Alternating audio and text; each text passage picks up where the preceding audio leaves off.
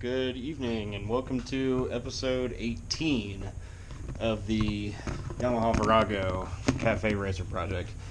You guys might be looking at this now and thinking, oh, it looks a little different. Yeah, it's because I put the gas tank on, sort of, right? So this episode is going to be slightly different, mostly because it may not be, we're not really going to be doing a ton of work in this episode, but we are going to be doing something that's interesting nonetheless, I guess, and maybe you guys will learn something there, right? So this will be new to me too. So the trick is that in this episode, I am moving, right? So this workshop will be no more. I'm taking it somewhere else, right? So I got a new job as a DevOps engineer at a place called M3 Accounting. It's pretty cool so far, but I'm moving to Lawrenceville, Georgia, to shorten my commute. So that should be fun. But in the process, I got to get this thing out of here and up to my new place. So new place is real close to work, so hopefully that'll shorten my commute and give me more time to tinker, and do all the cool stuff that I'm doing here. So either way, in this episode, we're going to find a way to get this on a trailer, get it moved, and in the process, try not to break it, right? So I guess we'll give that a shot. But before we get started, I kind of wanted to go over how this might look. So one of the reasons in the last episode that we did the kickstand thing was so that we could get the bike standing on its own in preparation for this move. I didn't want to have to try and figure out a way to transport a bike that couldn't stand on its own, so that's why we did the kickstand in the last episode. But in this episode, we're going to need to move the bike, which means we're going to have to sit on it. And in this case, I wanted to get the seat, or we're probably going to want to sit on it. We may not have to, but we're probably going to want to. But the trick was I'm going to have to put the seat on, right, if I wanted to do that. So I figured while I was moving it, I'd go ahead and pop the gas tank on, and I immediately noticed a problem, right? So it depends on how you layer these three parts, right? The seat, the gas tank, and the subframe. So I don't know exactly how it was put together with the original Virago, but on this one it makes sense to, or I thought it would make sense to put the gas tank first, then the subframe, then the seat, which is what I have done here, right? So you'll see that it kind of mounts, but unfortunately it doesn't really mount flush, right?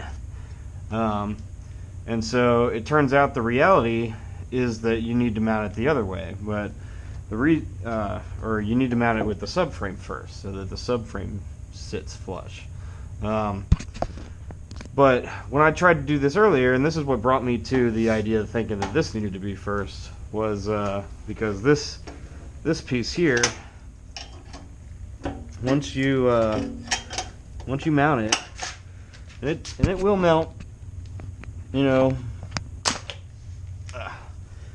mostly flush, right? It'll at least be, flush, right, with that, with the frame there, which is good, and we'll bolt it in like that. But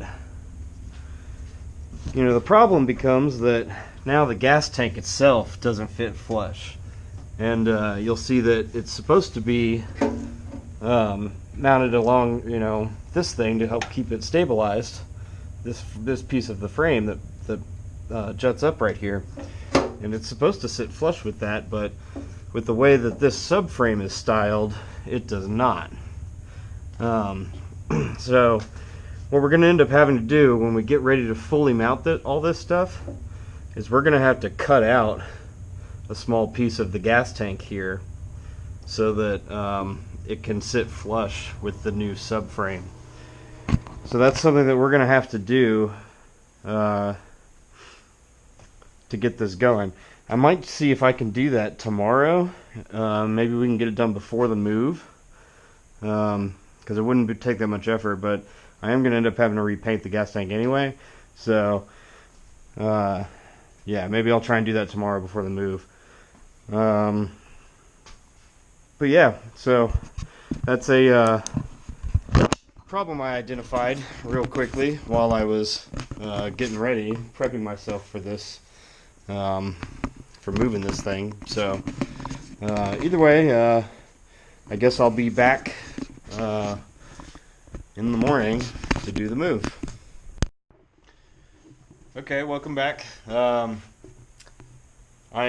moving tomorrow, right? So we're gonna go ahead and make the cuts on the gas tank to get that thing sitting flush, so that we can put the seat on it, and it'll be easier to move around during my move. So you'll see here, right, that this is why we're gonna make these cuts.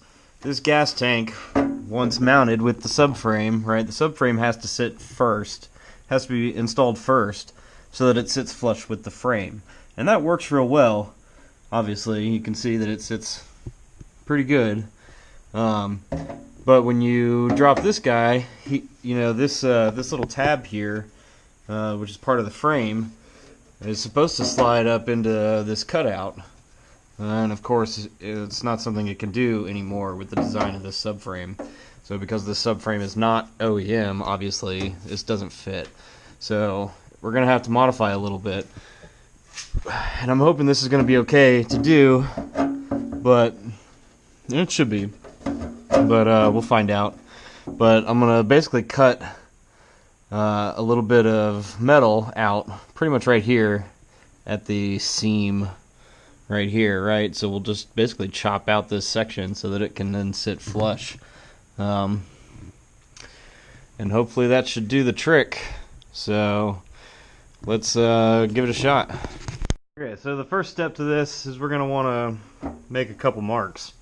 So ideally you see that we really need to cut about here, right? Right about there. Probably out right about here, right? And then maybe all of this. Probably the same deal over here, where we cut back to this seam, this second seam, and bring it all the way pretty much up, just like we did the last one, right? And we're gonna end up just taking these chunks out right here, and hopefully that will let it seat properly. I agree that it's getting a little close to the edge of that metal, and I hope we don't really mess it up by doing this. But I just don't see any other way to get this mounted correctly. Short of, I guess, like trying to whittle that down maybe, but I don't want to take that out of the subframe. So let's just give it a shot. You know, worst case scenario is that I find myself buying another gas tank, which would be unfortunate.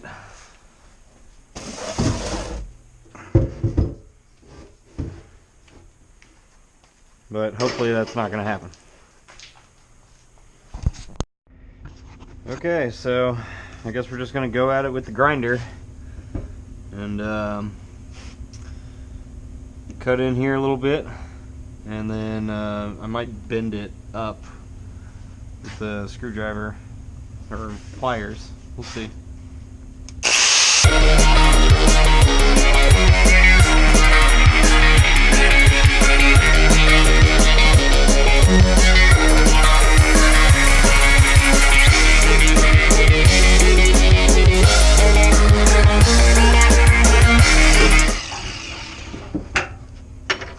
There we go. not exactly ideal. Not exactly ideal, but it'll work, I think. Let's find out.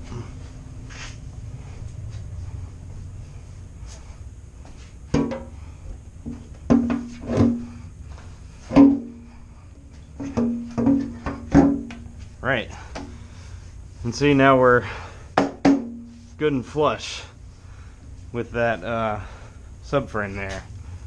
See those cutouts? And it'll still sit properly there. Now, what I think we can do, well, let's deburr this real quick. Smooth this piece out. I'm not going to slap it with a coat of paint just yet because I'm going to have to repaint this whole thing anyway. Mostly because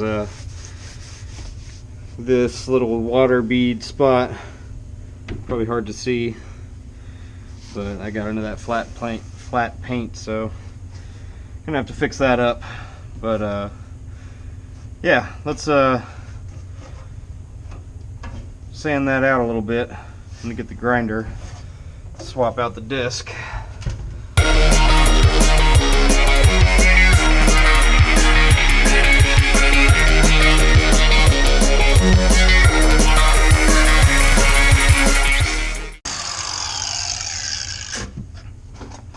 Okay, I think that'll be good, as in smooth to the touch. Figure if it can't catch on these gloves, then it should be in good shape. I'm not going to bother to paint it just yet. We'll worry about that once we're in the new place. But overall, I think that's going to be good. So we'll drop it back on here. Put it in place on those rubber mounts, and then it just falls right in. Look at that. That is killer. So we'll slap a nice coat of flat black paint on that sometime in the future. So with the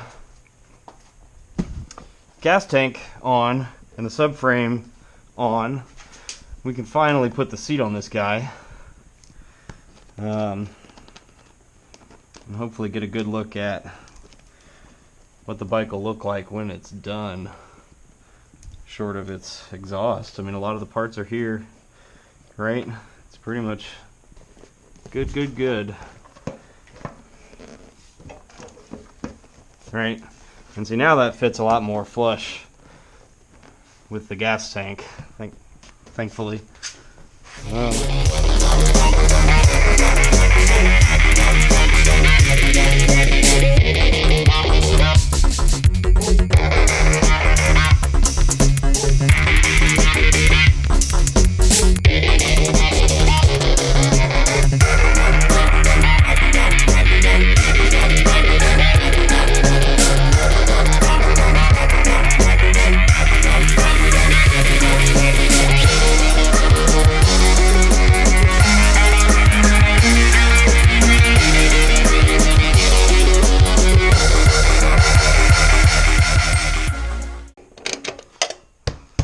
There's really our first look at what this bike is going to be once it's all said and done. I think that's pretty fucking sharp, if you do ask me. Yeah, man. Cool bike. I think that's going to be real nice. Okay, so that about does it for getting the bike up to speed so that we can move it. It's going to be fun getting on it and waddling around, I guess, since we haven't been able to start it and it's not quite ready for that. But this should at least get me to a point where I can get it on a trailer and get it over to my new place. So with any luck, maybe I'll show a couple shots of that, but otherwise we'll pick this back up when I'm settled into the new garage. So stay tuned. Okay, welcome back. Welcome to my new shop. This is my new garage where I'll be working out of for the next well, foreseeable future, I suppose. As I said earlier in this video, I got a new job as a DevOps engineer out in Lawrenceville, Georgia, at a place called M3 Accounting. It's a pretty great job. I'm having a lot of fun there, helping them build infrastructure as code sort of deal, DevOps type work. But I moved out here to be closer to them, shorten my commute a bit, so it gave me the opportunity to build myself a new garage. So got the bike over here. The Virago is in place. I apologize for not getting any video of me bringing it over here. But what I did to get it over here is I waddled it out of the basement that I was in. You know, pushed it out, and then using these ramps, these aluminum ramps here, I got it into the back of the pickup. So you guys may or may not have seen this before, but this is my 1996 Nissan hardbody. It's in pretty good shape. I've done a lot of good work to it. But it's a pretty good truck for moving motorcycles too. So so I got it in the back of here, and I'll show a quick photo of that, at least right here. And yeah, got it moved up. Luckily the driveway is angled a little bit, so it made it easier to get it out of the pickup, and got it in here. And so now, as one of my commenters mentioned, that I spend a lot of my time moving back and forth between my toolbox and the bike, because it was so far. Hopefully this will be a little closer, and cut that out for you. Either way, I think it worked out pretty well. You know, the seat is good and stable on the tank. Everything looks real good there. And now we can get back to work doing everything else. Yeah, I'm pretty happy with it, with how we got in here. I built this workbench the other day, you know, because that didn't come with it, obviously. But yeah, now I got everything a little bit closer. The only thing I dislike about this garage compared to the last garage is that this one doesn't have air conditioning. You know, the last garage I was in was a basement, you know, so it was cooled by the rest of the central AC unit. So I might sweat a little more here. But overall, this was pretty cool. So I did get to speak with the owner of the Virago. I did get to speak with that guy who originally owned this bike. As I was moving out of my old house, that guy came by, so I got a few minutes to chat with him, and I want to say he took my place as the roommate there, so he moved back into that house, and I basically stole his bike. Sorry, buddy. But he said he was cool with it, and told me a couple things about it, which were useful. So he mentioned that one of the reasons he took it apart was that it had a problem with its starter, which, as I started looking and learning about the Virago online, apparently the starter on these models is crappy, and it's a real common issue that the starter is going to go bad on this thing. So there's a high likelihood that the starter on this thing is currently bad. I haven't tested it. I have no way of knowing.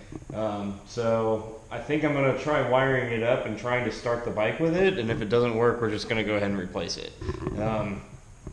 So we'll at least give it a shot. But he said he took it apart because, you know, he was having some problems with the starter and a couple other issues like his carbs and stuff. But we're not using his carbs, and if we have to replace the starter, no big deal. Otherwise, I mean, a lot of this bike has already been replaced, right? So I'm not going to be worrying about it too much. Either way, that was good to get to speak with that guy. So, you know, we got the just to speak with the original owner of it and learn a little bit more about it. He said he had a lot of fun with it and took it to a lot of places, and now it's breathing a new life as a cafe racer. So that's pretty cool. All right, well, yeah, I guess this concludes the move video. Sorry again that it took me so long to get this up and running. I just, with starting a new job and moving, I did all that in a matter of 4 to 6 weeks. And, it's been a rush, so I've been real busy and haven't really had time to, work in the shop on the Virago, so no videos. But I apologize for not getting any shots of the move, but I'm sure you guys kind of know exactly how that went in terms of pushing the bike around and whatever. I tried to go find a trailer that I could hook up to that thing, but I apparently got to find a different hitch for the pickup to get a good motorcycle trailer. So I just pulled it on up into the back, which worked fine. But actually, on that note, if you have a pickup and you go to move, one of the things I was kind of concerned about is okay, your standard pickup, especially like this one, from the factory, they came with these type of mounts, right? Or tie-down hooks, and they're sturdy. They're in an okay place, but in terms of properly tying down the bike, I thought it was going to be more stable to have these. So I bought these on Amazon somewhere. I think they were I don't know, $20 or $25 for the pair. So $50 for all 4 of them right there. And that helped me get the tie downs lower into the bed and give me a better or a more firm tie down on the bike that I was more comfortable with riding around. So I can definitely confirm that was a good upgrade. I just kind of wish I had done it before I had the bed liner sprayed in, but whatever. Either way, yeah, I think that about does it for this one. Now that I'm in the new place and I'm all set up, the next real big thing that we're going to be doing here is probably wiring. We're going to start getting this thing wired up so that we can at least get the lights going and the switches and stuff. We'll get all that in place and make it prepared for doing it. We do need to do the battery box, so hopefully I'll have a solution for that in the next video.